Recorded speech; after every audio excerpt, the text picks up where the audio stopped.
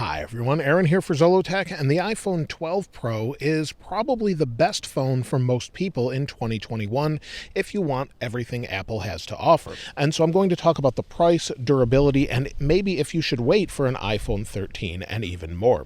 And the first thing is a quick note, this video is in HDR. So if you're using an iPhone, that won't be a problem if you're using the YouTube app. However, if you're on a computer and you're using Chrome, you'll need to switch to maybe Firefox or Safari, as it won't display HDR properly, and this video will look blown out as opposed to super high resolution with HDR. Now, the first thing is the price. This phone, I think, is the right price if you want all of those features, like I said. Because it comes in at $999, gives you 128 gigs of storage, or double that of what you get with the 12 model with the base price, and also gives you 6 gigs of RAM, a stainless steel design, and even an extra camera. So you get a lot of value for that extra $150 over the 12, and if it was me and money is not an option, I would pick the 12 Pro over the 12, just due to the overall construction. That may not be for everyone, but I really like this stainless steel edge. And speaking of the edge, the durability has been pretty good. These are known to scratch, specifically if you have the silver version. With this specific blue color, it really hasn't scratched very much. There's no issues there. There's no scratches on the back. The cameras have no scratches whatsoever, so you'll see there's no scratches on here at all. And the nice thing is there's no scratches on the display. And to be fair, I haven't used this full time as my main phone all of the time, but compared to what I had last year with the 11 Pro, this has held up tremendously well. It's much better than what I had last year, and it has far less scratches. So not only is it more durable to drops, it seems to be more durable to scratches as well. So durability-wise, I think it's great. Now, the overall display, the display looks great. We're in bright sunlight right now, outdoors, and you'll see it's turned all the way up. It has a normal brightness of 800 nits, 1200 nits with HDR video, and with this video, hopefully you can see that HDR quality on your phone, going back to an iPhone 10, for example, or some computers as well. So the display looks great, has great viewing angles. Now, for many people, PWM could be a concern since this is an OLED display. However, in my experience, the display has a high enough PWM rate or pulse width modulation rate to control brightness that it's not really an issue. So whether you're at a lower brightness or a higher brightness, it doesn't seem to be an issue whatsoever. It doesn't really bother my eyes, and I really wouldn't be concerned too much about it if that's something that you're worried about, as this one doesn't seem to bother my eyes compared to, say, an iPhone 10 or 10s. It got much better with the 11, and I would say it's even better with the 12. Only those that are most sensitive to it will have most problems with, say, eye strain, but if you can see higher frame rates and this bothers you, this is a much better display than previous years. Now, the speakers on the iPhone 12 Pro are great. You've got one on the top, one on the bottom, just like many iPhones from previous eras, and they sound nice and loud and clear. So if we go to one of my YouTube videos and hit play, I'll turn it up here and then let you take a listen to it.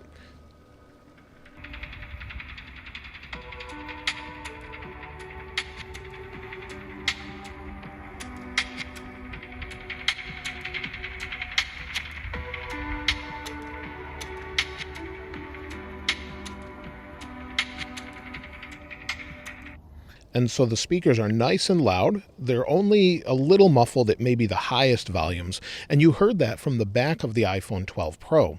And so I'm actually recording this video with an iPhone 12 Pro. If I spin this around here, hit record, I'm recording with the iPhone 12 Pro that you can see here and an external microphone. And so the quality is just top notch. You can use this as your main YouTube camera, no problem, just like I am. You could use it regularly as long as you have good light.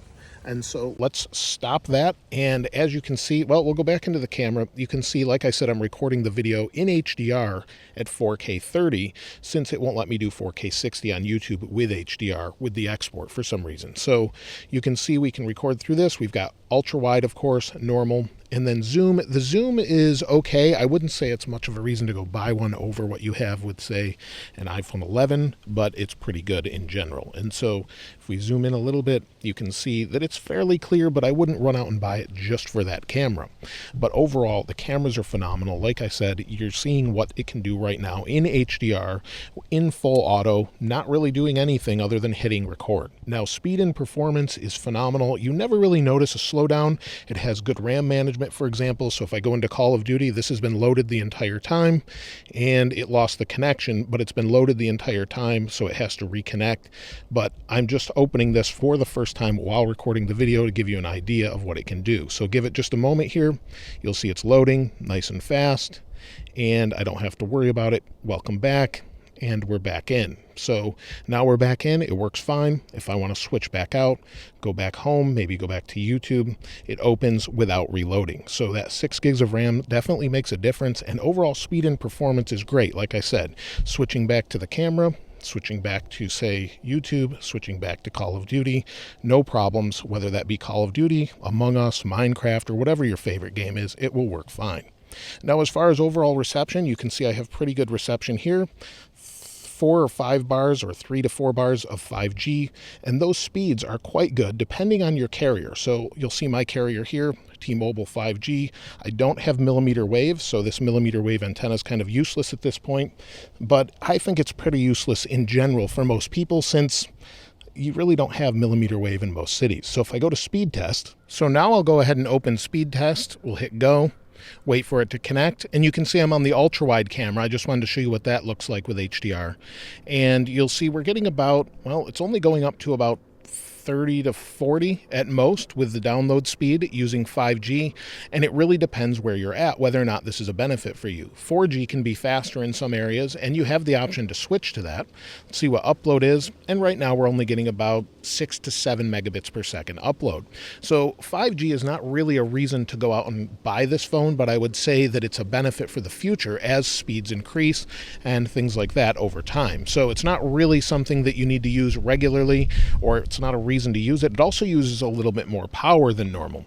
So battery life on this phone is actually quite good. Most people that I've talked to say they get 6 to 7 hours of screen on time, maybe easily getting through a day at about 40 or 30% left. No problems there. So if we go into the settings, and you can see the battery drain over time, if we go down to battery and battery health on this phone is going to be 100% because I haven't used it full time, but generally it's going to be pretty good over time without a problem. In fact, some people I know that use these full time, be it the iPhone 12 or 12 Pro, for example, say that they can easily get through 2 days with this phone. So it really depends on your use. And the nice thing is you do have fast charging. You have 15-watt fast charging with MagSafe, or that's wireless, or you can do 7.5 on a normal Qi compatible charger, or you have about 50% of a charge in 30 minutes using the 20-watt adapter. You do have to run out and buy that separately if you don't already have it. So that's something that's kind of a pain. But that leads me to, should you wait for iPhone 13? And the reason I say that is we expect a variable refresh rate display, 120 hertz ProMotion display, possibly up to 240, which would make scrolling super smooth compared to even what it is now. While iPhone is known to be fairly smooth to begin with while you're scrolling through things, it could just be that much smoother. There's also rumors that the camera could get much better. So even though the camera is great, it has good low light as well, it could get even better in the future. Of course, you have future updates to consider as well, but iPhone 12 Pro should get updates for at least the next 5 years, maybe 6, depending on what they do with, say, the iPhone 6s Plus. So I would say if you have an iPhone 11 Pro or an iPhone 11 at this point, I would hold out to iPhone 13 or 12s or whatever they decide to call it. If you have maybe an iPhone 7 or an iPhone 8, then sure, this is a phone to definitely run out and upgrade to, especially if you can get a deal with your carrier. So I think you'll really like it. And one thing I particularly like about this is the squared off edges. I think it makes it easier to hold, feels a little bit more premium, and protects that screen a little more since it's set down into the frame. So it's definitely something I highly recommend, especially if you have an older iPhone or maybe an Android phone and you want to switch to it.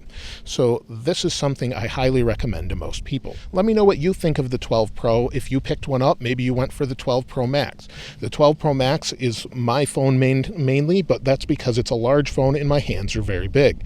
If I didn't have huge hands, I was really considering going with the 12 Pro this year because it just feels like the perfect size to me.